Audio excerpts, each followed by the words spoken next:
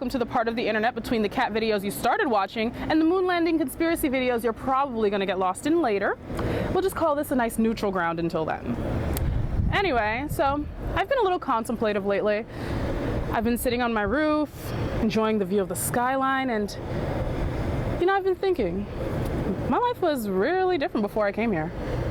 You see, I was raised in Florida, and the culture there is different.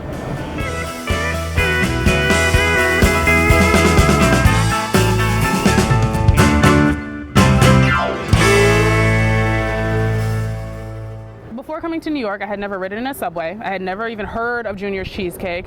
I never walked so fast. I didn't really despise tourists, and I didn't think I would ever really avoid Times Square like the plague. Come to think of it, there's a lot of stuff I didn't do before I came to New York.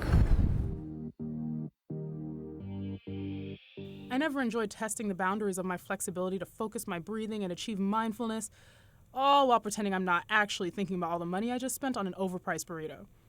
Just had to get the guacamole. All right, so I'm not gonna lie. Before I came here, I really thought that yogis just ran barefoot through the forest, waving incense in the air and listening to Erykah Badu while drinking tea.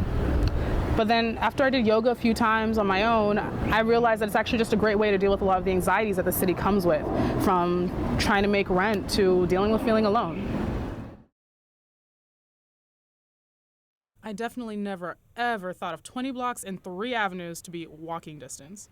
When I first got to NYU, I was staying in the Lafayette dorm, and my roommate was like, hey, let's go to Sarita's Mac and Cheese. It's not too far, we'll walk there. And I was like, that's fine.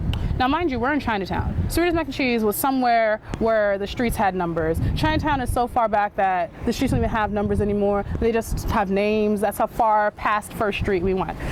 And we're walking, and every couple blocks, I'm like, how far is it? She's like, around the corner. A couple more blocks. How far is it? She's like, around the corner. What does around the corner mean to these New York people? That's like what I'm thinking in my head. Like, what does that mean to you people? We finally get to Sarita's Mac and Cheese after walking like what felt like 20 blocks and like 3 or 4 avenues, and the food just tasted like struggle. I was like, no, this was not worth it at all. But now, I'll walk from Harlem to 14th Street just for fun. I never got annoyed when people called anything outside of Manhattan the city. Yeah, technically Manhattan is just a borough of New York City, I know, but still. And finally, I never knew there was no meal more satisfying than the one you'll get from vendors with questionable food safety practices. Okay, street food is probably the best part about dining in New York City. It gives no cares about any bougie palates, and it always comes through when you need it. So living here has introduced me to an entirely new world. And yeah, it took a while to get used to, but it's probably for the best.